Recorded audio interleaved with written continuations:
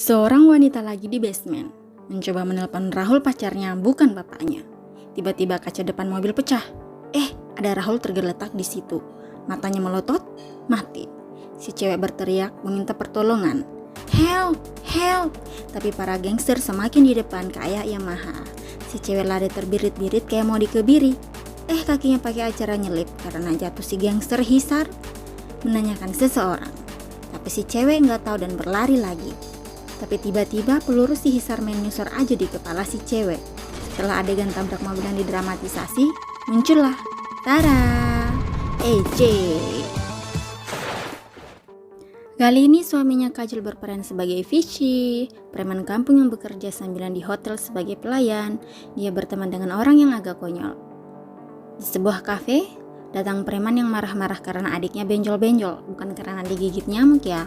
Datanglah anak buahnya bawa orang yang ngaku melihat adiknya dipukul. Ternyata dia Fishy. Tapi Fishy mau bercerita kalau dibayar. Setelah dibayar, Fishy mulai bercerita kronologi adik preman dipukuli, bahkan melakukan reka adegan. Ternyata Fishy lah yang telah membuat adik preman benjol-benjol kayak gummy bear. Adegan baku pukul ala slow-mo Superman dimulai, bahkan diiringi music band. Salah seorang cewek yang di situ memotret si Superman.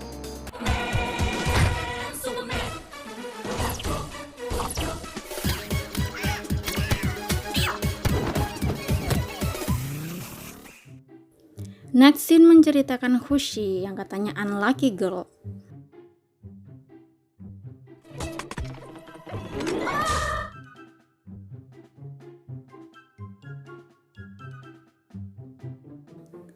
Hushi yang sial datang membeli baju.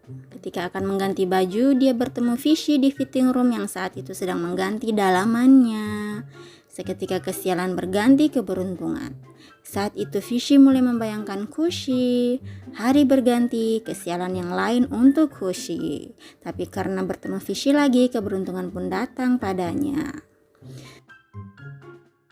Hushi bercerita pada temannya dan mulai mencari tahu siapakah lelaki yang membuat kesialannya pergi.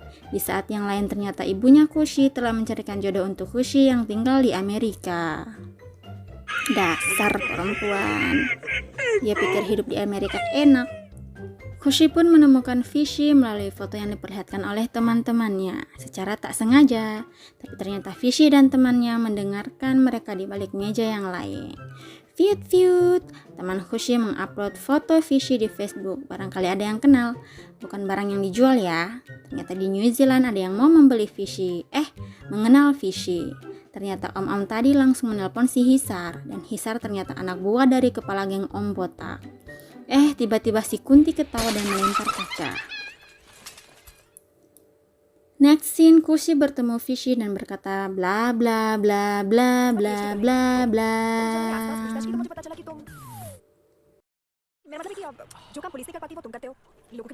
Perjuangan untuk menghilangkan kesialan bagi Hushi pun dimulai.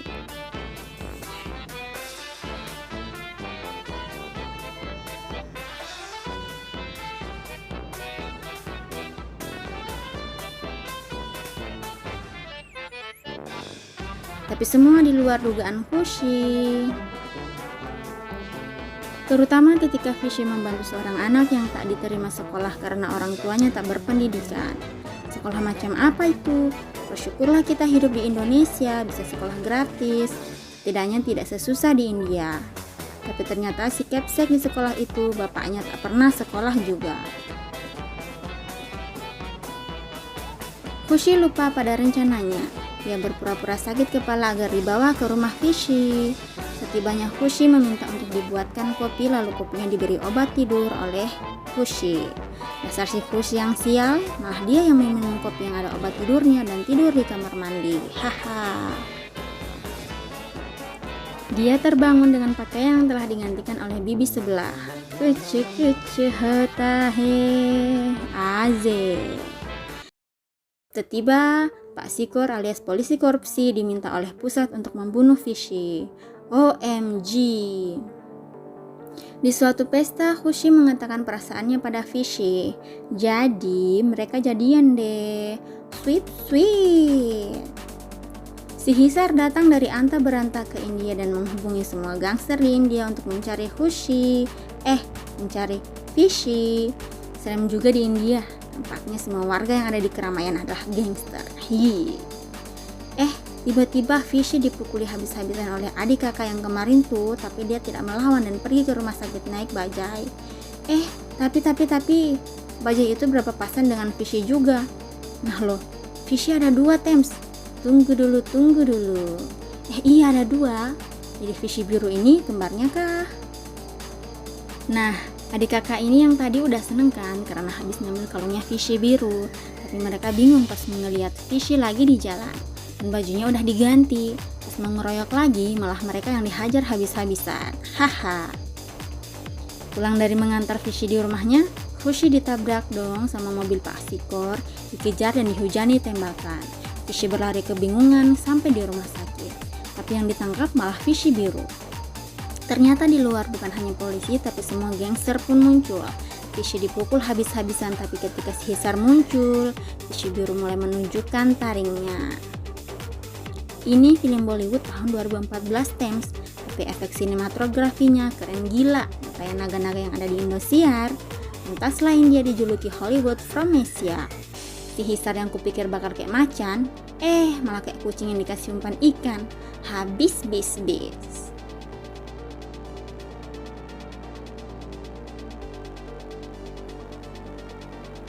Di sisi lain ternyata Fishy yang asli melihat semua pengeroyokan itu dan tak percaya bahwa ada yang mirip dengannya. Temannya pun tak percaya dan bilang kalau Fishy halu karena berhenti minum. Sampai di rumah Fishy, si gendut kaget karena melihat kembaran Fishy dan langsung pingsan. Fishy biru bercerita bahwa dia juga heran saat pertama kali melihatnya di Bajai. Dulu dia bekerja pada Om Botak, mafia terbesar di India dan beroperasi di Bangkok selama bertahun-tahun. Suatu hari Om Botak menculik asisten mafia lain, sebut saja Om Jenggot. Om Jenggot ini menculik the one and only sisternya Om Botak. Itu tuh si kunci tadi. Ternyata dia, si Fishy biru ini berinisial EJ. EJ ini tangan kanan Om Botak juga dulu. Nah, datanglah EJ menyelamatkan si Kunti dari Om Jenggot. Gayanya yang maco dengan perut bak roti sobek membuat si Kunti terpana. Bukan om-om roti ya.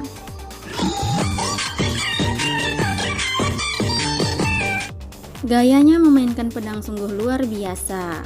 Pokoknya si Kunti tergila-gila banget deh sama EJ. Dia ingin EJ menjadi miliknya. Dia pikir dengan bantuan kakaknya Om Botak, EJ bakal mau sama dia. Tapi ternyata EJ udah ada yang punya. Cantik bak bidadari, gak kayak si Kunti yang sok kecakepan. Pokoknya si Kunti ditolak mentah-mentah. Tapi itu bukan yang membuat si Kunti mundur, malah dia makin semangat. Setiap cewek yang mendekati EJ dibunuhnya, entah dengan tangannya sendiri atau dengan bantuan anak buah kakaknya. Cintanya toksik pokoknya. Sampai suatu hari setelah si Kunti melihat EJ menggendong si bidadari.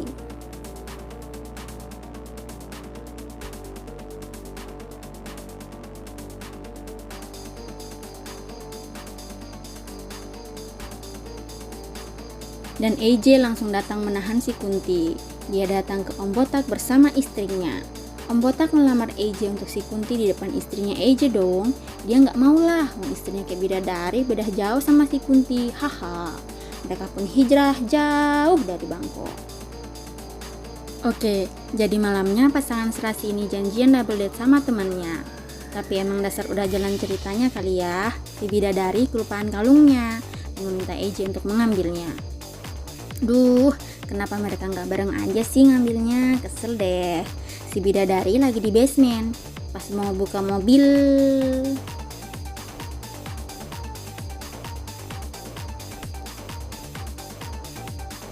di sini bidadari mencoba menghubungi EJ ya, tapi ya gitu. Jadinya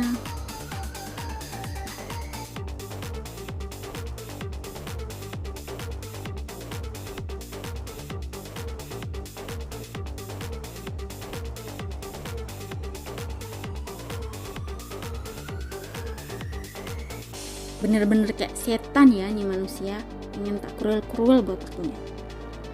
Gak kebayang perasaan EJ pas ngeliat istrinya dalam kondisi babak belur gini.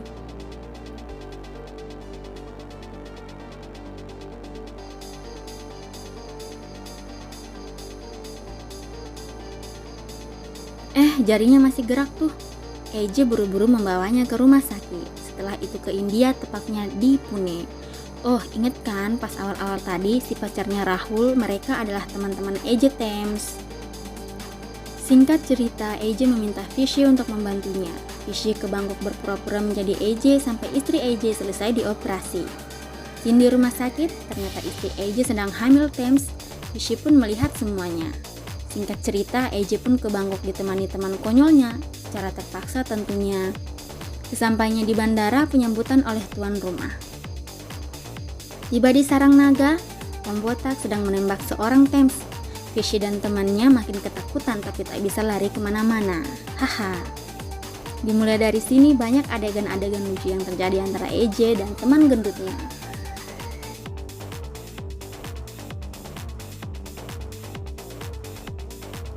Suatu pagi karena Om Botak sibuk, AJ KW Super Premium diminta untuk menghadiri konferensi penjual narkoba internasional.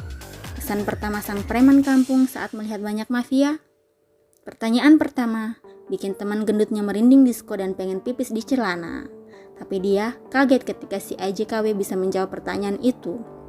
Ternyata dia berbicara dengan AJ asli via telepon. Pertanyaan kedua, dang, ponselnya mati, haha. Gegara sering dipakai ngegame sama si gendut. Tapi AJ KW tak kehabisan akal. Dia membunuh orang tak bersalah. Kasian sih, tapi mau gimana lagi. Oh ya, Taksikor tiba-tiba melihat AJ asli dan menelpon Om Botak. Untung yang angkat teleponnya AJ KW dan berbohong bahwa Taksikor meminta imbalan lebih. Kemudian ya, you know lah. Husi yang tak sengaja melihatnya mengikuti AJ sampai rumah sakit dan melihat istrinya.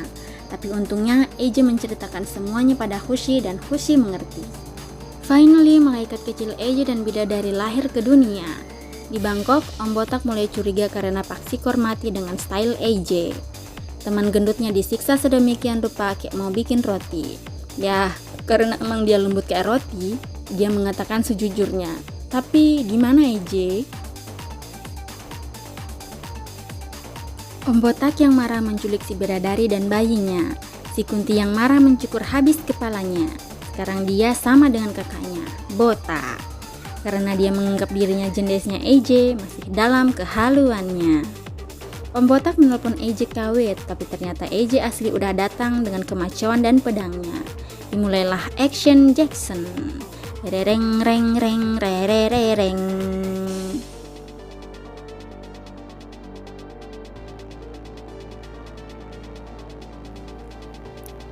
Si Kunti terbakar bersama api cinta kehaluannya. Dan Om Botak, ya you know lah.